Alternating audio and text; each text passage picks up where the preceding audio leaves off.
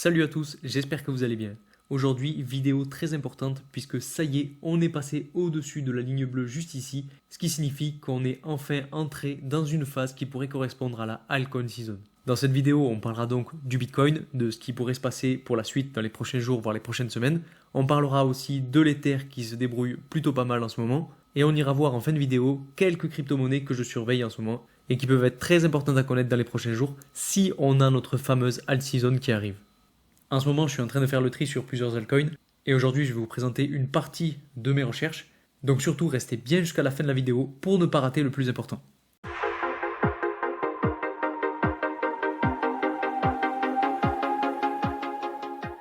Juste avant de commencer, pour ceux qui ne me connaissent pas, je m'appelle Louis.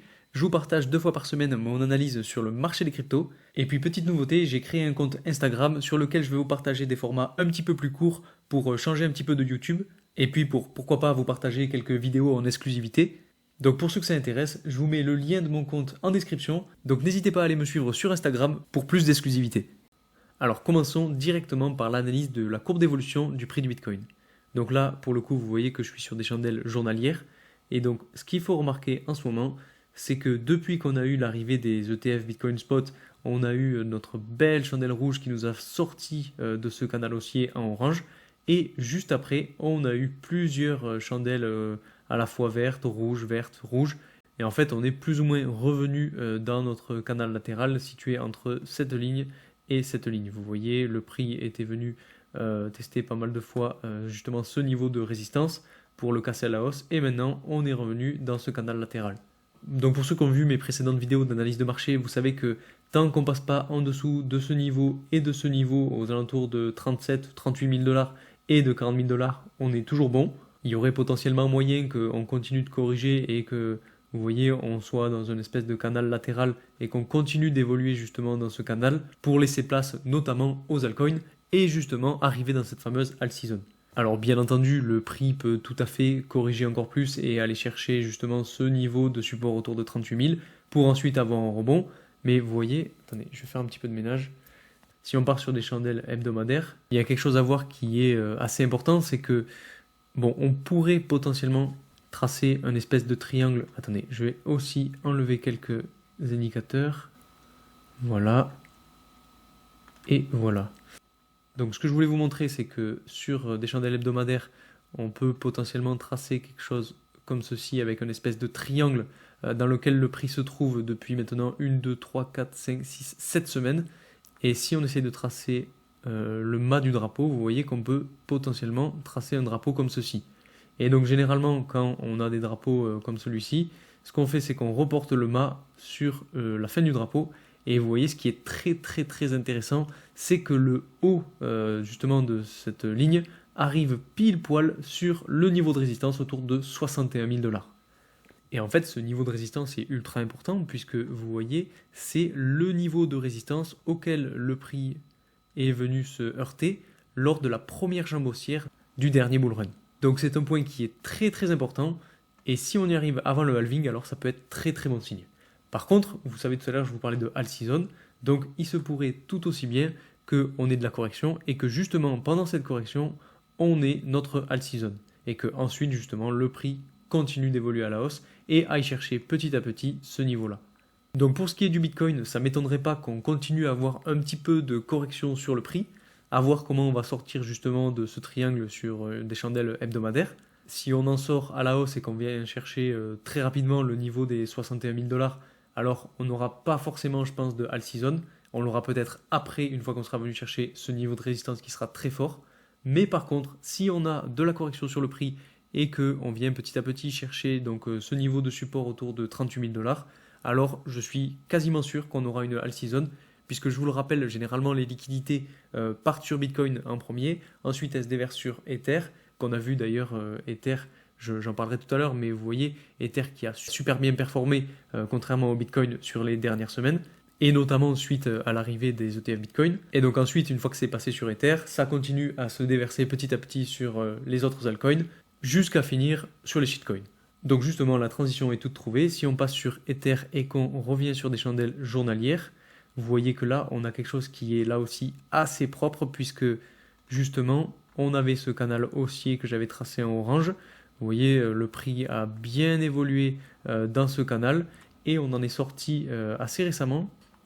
Et vous voyez, ce qui est très important, c'est que le prix est quasiment venu se reposer dessus. Donc si je trace, on est sorti, on est venu retester et là, on est reparti à la hausse. Donc à voir comment le prix va se débrouiller si on a cette fameuse alt season qui continue. Alors potentiellement que le prix pourrait venir chercher petit à petit les 3000 $. Ça ne m'étonnerait pas, honnêtement, c'est une bonne target. Maintenant, il faut regarder aussi le RSI puisque sur le RSI, vous voyez qu'on a quand même des sommets qui sont de plus en plus bas. Et on est entré petit à petit dans cette zone assez neutre, on va dire. Donc à voir comment se comporte le prix et voir comment se comporte aussi le RSI, voir si on a des divergences et surtout voir si le prix retourne dans ce canal et vient petit à petit chercher des niveaux de support. S'il vient chercher des niveaux de support, comme je vous le disais dans ma précédente vidéo, on aura potentiellement un gros niveau de support autour de 1750 $. Bon, on n'en est pas encore là. Justement, si on a notre alt season, peut-être qu'on aura de la force acheteuse et que justement le prix ira chercher les 3000 $ et pourra ensuite potentiellement corriger pour revenir chercher le haut de canal et ensuite rebondir à nouveau. Ça, ce serait vraiment le meilleur scénario. Mais en tout cas, pour l'Ether, moi, je suis assez optimiste. Maintenant, pour ce qui concerne le graphique dont je vous parlais en début de vidéo, vous voyez qu'on est passé juste au-dessus du niveau de altcoin season. Donc généralement, quand on arrive dans ces zones-là, ça veut dire qu'on a les altcoins qui explosent à la hausse, donc après pour une durée plus ou moins longue, mais généralement, ça veut dire que les liquidités sont en train de basculer justement sur ces altcoins. Et maintenant, comme promis en début de vidéo, on va aller voir quelques altcoins. Et donc on va commencer par Bitensor, donc avec son jeton Tao. Je vous en ai parlé sur mon canal Telegram, mais vous voyez que depuis qu'on a eu cette belle poussée à la hausse, on a corrigé, on est venu chercher le niveau des 0,5 sur les niveaux de Fibonacci, et depuis on a eu un joli rebond à la hausse. Vous voyez, si on le mesure, depuis le niveau des 0,5, on est monté jusqu'à presque 30% à la hausse. On est venu même casser le canal baissier qu'on avait juste ici en orange, donc c'est plutôt très bon signe. Et si on a une alt season qui se poursuit, alors ça ne m'étonnerait pas que Bitensor vienne casser petit à petit son niveau le plus haut autour de 398 $. Ensuite, on a un petit peu la même chose sur ILV. Vous voyez qu'on a eu une belle poussée à la hausse. On a corrigé un petit peu, si j'essaye de le tracer d'ailleurs, on pourrait même identifier un canal baissier que je pourrais même tracer à peu près comme ceci. Là, pour le coup, vous voyez qu'on n'est pas sorti de ce canal baissier, mais on est venu chercher le niveau des 0,5 de Fibonacci. Et justement, on a rebondi dessus. Alors maintenant, à voir si on ne va pas continuer de descendre dans ce canal baissier pour aller chercher le niveau des 0,618 pour ensuite rebondir dessus. En tout cas, c'est une crypto-monnaie que je surveille de très près en ce moment. Après, de la même façon, avec un petit peu la même courbe d'évolution, on a Torchain. Vous voyez, pareil, on a de la même façon un canal baissier qu'on pourrait tracer à peu près comme ceci. On n'est pas non plus sorti, encore une fois, de ce canal baissier, mais on est venu là aussi rebondir sur le niveau des 0,5 de Fibonacci.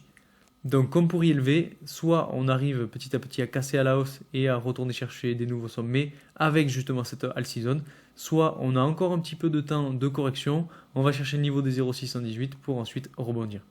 Dans tous les cas, tant qu'on ne sort pas de ce canal baissier en orange, pour moi on n'a pas vraiment de réels signaux comme quoi le prix va exploser à la hausse. Dans tous les cas, on a des signaux d'achat à partir du moment où le prix vient chercher soit les 0,5, soit les 0,618 ou même les 0,786. Pour ma part, c'est des niveaux sur lesquels je recharge sur toutes les cryptos que je viens de vous présenter. Mais comme je vous disais tout à l'heure, on n'a pas encore de vrais signaux comme quoi le prix pourrait exploser réellement à la hausse.